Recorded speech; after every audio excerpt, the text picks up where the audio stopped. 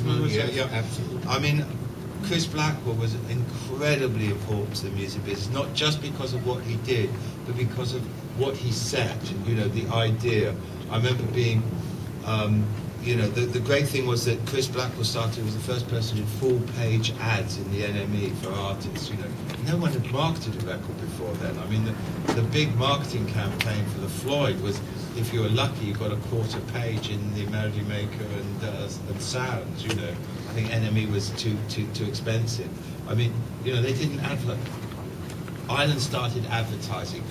Chris Blackwell invented the deal in the UK whereby, you know, you were allowed to do what you liked in the studio because he, you know, you got amount of, all that was recouped from your royalties. He started recouping recording costs from royalties, which up to that date, you just went in, you got a very low royalty and they paid the costs. And the producer, who was the A&R man, who, you know, he did the whole thing. He told you what to record, and that was the tradition at that time. And Blackwell was the one who started, as it were, who got to the idea that you had to, you know, or responded to the fact that in this new world that was going down under the influence of drugs, you had to let the artists, and albums and multi-track recording, that you had to let the artists make their own records.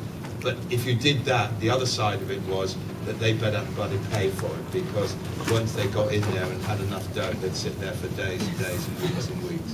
But also, He also owned the studio. yes, And the publishing, and the agency. And the agency. but also And the management. he made frequent trips to America, Yeah. and he was trying to make it like the American standard, where recording costs were recoupable, but you got royalties.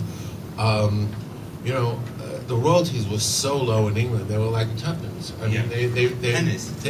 pennies, real pennies royalty, and There were percentages. and you know, Hugh Mendel was producing Chris Barber's. He's a guy from Decca. We were talking about and he was producing Chris Barber's jazz band, and there were a few minutes left over at the end of a session.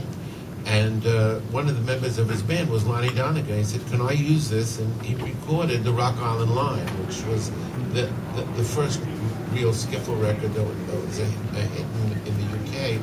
And Decca put it out, and he went to see Sir Edward Lewis for a royalty. He said, "You're not signed to us."